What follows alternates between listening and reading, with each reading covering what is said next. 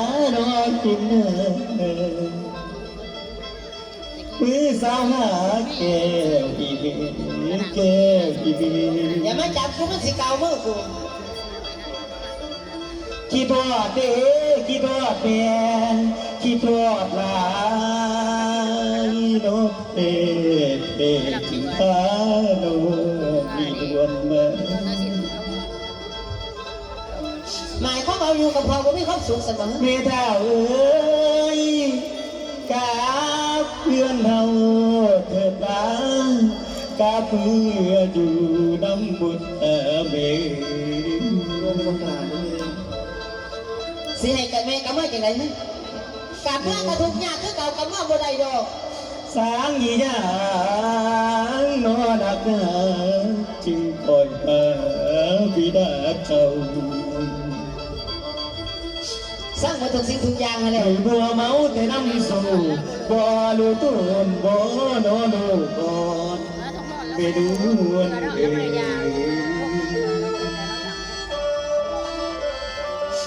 สงสารเนี่ยลูกมาวอนให้กลับคืนนอสู่บ้านเธอเจ้าอีเบโอ้โนเมบอกลาอยู่นอนนำเลยลูกคุณแม่บอกอยู่นอนเนาะโอ้เก่งเก่งเก่งแม่จะไปขาไปขายเอาความไปแล้วไม่รู้มาพอเจ้าสาโดยอย่ามาเปิดแม่แม่ไม่ยอมรับว่าถึงกับเป็นอีกช่วยน้องไม่นั่นเลย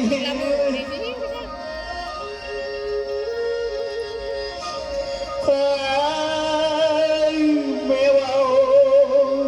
เท้าดีโดเกือบมัว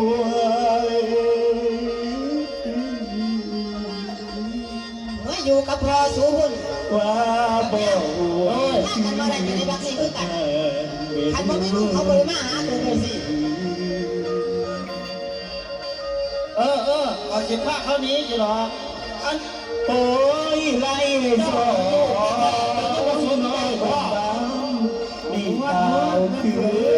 นเอาลูกเมียสาครขอเงินมาทำได้ไปทั้งนั้นโดยไว้แล้วหาได้ไอ้พ่อมาแล้วไรมันถึงจากบ้านจากเพื่อนถูกขยันมันสิเก่าสิบองแล้วเพื่อนพูดตรงนี้นี่เด็กลูกสองคนบ่คิดว่าแม่สิเป็นโนเบบี้มีผัวเลวเป็นลูกเป็นเต้าเราขอคนใดบ้านบ้านเหรอเขามาอย่างนี้ไรมันหนีจากบ้านจากเพื่อนเขามันแม่คือโปรดกระโดดที่มีพ่อบ่สงสา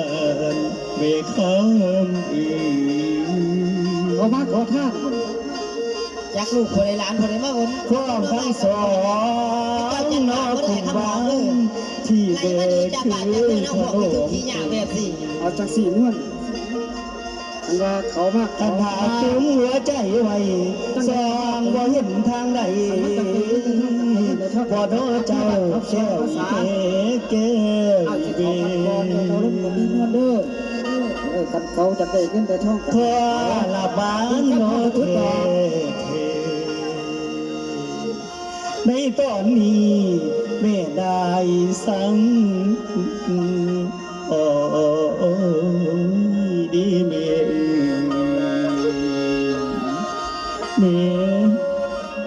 กลับบ้านกับเพื่อนนะสังเองสิทุกที่ยากสำได้ก็ขอบคุณแม่ได้แม่ข้าวกลับบ้านกับเพื่อนไปน้ำพอสุดกระสังอย่ามาวันมาไหวกับนวลจันทร์เสมอเขามีความสุขสนุกสนานบ่มีลูกมีเต่าสนุกเที่ยวสนุกกินแม่บ่หักลูกทั้งสองเลยพี่ย่างผลตรงนี้ก็สนุกกอดกับผัวใหม่ผัวเก่าๆคนนั้นลืมแล้วตั้งแต่นานกลับเมื่อบานเมื่อเฮือนเสือสางนวลมาเมื่ออย่ามาจับนวลแบบสิมารู้ยังจังไหน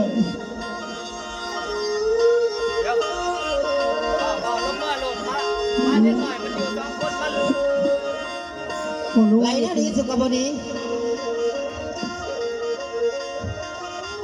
หนีจากบ้านจากเงินกูไปลูก ขันก็ขึ้นมาอีกที่สองสูเจ็บตัวโลดบักย่าผีบ้านี่คือกันพาเขามาได้จังไร บอกพามาจังไหนแล้วมันคุ้มข่อยมาเนี่ยว่าจะมาหาแม่ บักผีบ้ามึงนั่น มาแล้วไปว่าบ่แม่นแม่โอ้ยอีหามเอ้ยรู้หมดผัวก็ลงไล่ผัวหนีลูกมาหากันยังว่าบ่แม่นลูกอยู่อีหามึงนี่ มึงมาจักบอกว่าผัวใหม่แล้วมึงบักย่างเด้อมึงเห็นกับตามึงอยู่นั่น เออไอ้เจ้าหังเจะมีจะไปรอดไปอยู่น้ำสาเศรษฐีเจ้าหันไปรอดไปรอด มึงจะบอกกูก็ได้บักย่าง ฮะ กูมีความสุขสนุกสุขสิ่ง เอ ทุก อ อย่าง ให้ แล้ว เจ้ามีความสุขสาเจ้าบ่ให้ไตให้น้ำลูกเต้าเจ้าไปรอด มึงเห็นว่าผู้บ่าวกูทั้งรอทั้งงามเลย เห็นใครจะบอกเห็น มึงเห็นอยู่ไส เห็นอยู่อันเวียงกันน่ะก็มีผู้หนึ่งจะไปยาโสก็มีเขาสิบอกดอก บักย่างผีบ้ามึงหาเปล่า แย่จะหายไปรอด แม่ แม่ ไป ไป มึงหรอบักย่าง ง่วย ถ้ากลับบ้านกับเพื่อนสั่งขันกูขึ้นมาบันนี้ทั้งอยู่นี่สู้ตายเทแน่นอน เออ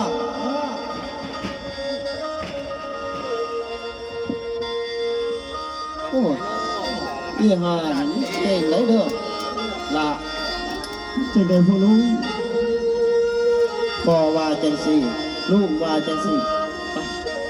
ลูกเลยว่าเขาภาษาถ้าอยู่จักหน่อยมันสิ บ้าได้ยินเสียงเด็กหน่อยให้ลูกเต่าเรากอผู้ใดน้อมาให้มาห้องอยู่เฮือนแม่เศรษฐีนี่ อ๋อ ได้ยินเสียงให้อยู่แจ้วแจ้วมันเป็นลูกเต่าเรากอผู้ใด ลูกน้องมันผู้ใด เอา ไม่หยัง ขอเย้า เออ เจ้ามาเฮ็ดหยังอยู่นี่ เอาผ้าเด็กน้อยนี่มันนั่นหาแม่มัน โอ้แสดงว่าเด็กหน่อยสองคนนี่ แม่ พามานำหาแม่ เออ แล้วแม่มันเป็นผู้ใด แม่มันซื้อนวลน่ะเด้ แม่มันซื้อนวล แม่น เอาสรุปปาข่อยหักคนการคนงานนี่แมันเขาตัวข่อยแม่นบ่ ก็สิแม่นนั่นละกันหน่อย มาเขาว่ามีลูกมีผัว เออ โอ้ คอยบอกอยู่ว่าเขาหันนี่คอยนี่มันบ่มียังว่ากันยังว่าบ่มีเจ้าก็บ่เอาคอยผู้เดียวสั่นเอาคนสอนประจานมาว่า มึงบ่แม่นเศรษฐีของมึงก็น้อยๆกูเสียมาหาสิแตกอีหยัง โอ้สิน้อยจังได๋ฮะก็ใหญ่อยู่ได้ มันใหญ่นี่มาให้เบิ่งเลยนะ โอ้ก็ทำนี่ดี เอาจังซี่ ๆเอาจังได เด็กหน่อยสองคน เออ มานำหาแม่แม่นบ่ลูกหลา แม่น คันมานำหาแม่แม่เจ้าซื้อนวลบัดพ่อเจ้าละซื้อหยังล่ะ พอสิสมพงษ์ พ่อซื้อสมพรคันจังสั่นบ่เป็นหยังบักหลาแม่สิให้พวกเจ้าเมื่อได้อลูกเด้อเรื่องแม่เจ้า อีนวลเดี๋ยวแม่สิจัดการเองไล่มันกลับบ้านกลับซองหาหมูสูสองคน เจ้าว่าถือใจคอยอันขอเงินแน่ค่ะหน่อย ขอเงิน ค่าเมื่อนี่ล่ะชิมค่าเล็กน้อยเมื่อเนี่ยบ่มีเงินค่ารถเจ้าว่าถือใจคอยขอเงินนำเจ้าได้บ่มีเงินค่ารถ บ่มีเงินค่ารถเมื่อ มาไผกระไรขอแน่ให้มันค่ารถ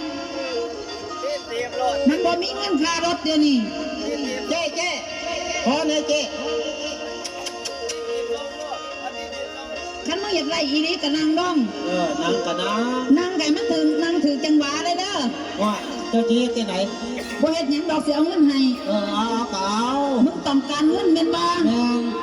ต้องการอีนี้ รีบไปเลย อันนี้น่ะคือเงินก้อนไงมึงจะรีบไปตายที่ไหนมึงไป มึงเฮ็ดงานให้กูบ่จบบ่สิ้น ก็จบเลยดิ จบอยู่ไสมึงหนักเมื่อแม่นบ่ แม่นค่ะหน่อย แต่ว่ากูสิจัดการมึงสุดเด็กน้อยสองคนนี่กูสงสารสิให้มันกลับบ้าน ห่วยจะมาว่า ก่อนมึงสิกลับ มึงเฮ็ดเบียกเหตุการณ์เฮ็ดงานให้กูบ่จบ ก็จบเลยเด้ มั ค่ะ น หน่อย กูกลับบ่แล้ว เงินไว้ไหน ยังกูกลับบ่แล้ว เงินไว้ไหนพ่อกี่ ว่าให้จังได๋กูโอนเข้าบัญชีเฮ้ยยังอีกฮะจังได๋ยังจังได๋ยังจังได๋จะตกมันตายบ่นี่ฮะจะเอาจังได๋อีก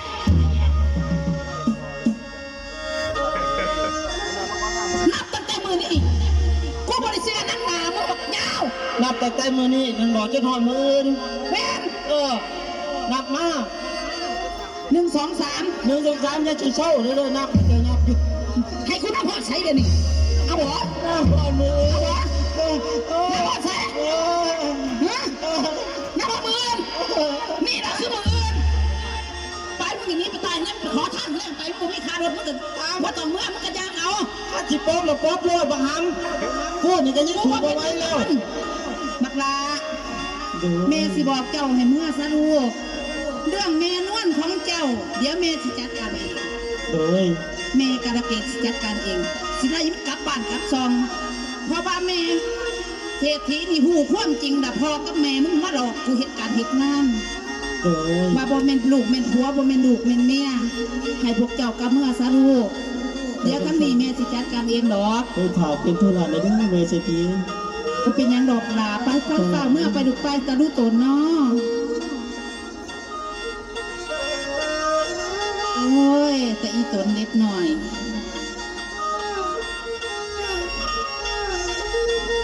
เป็นตาหนายเด้ไอ้ข้ามหอมกระไรล่ามาบัดนี้ฟังอีกก่อนพี่น้องน้องพี่น้องตอนผัวหนึ่งเมียสอง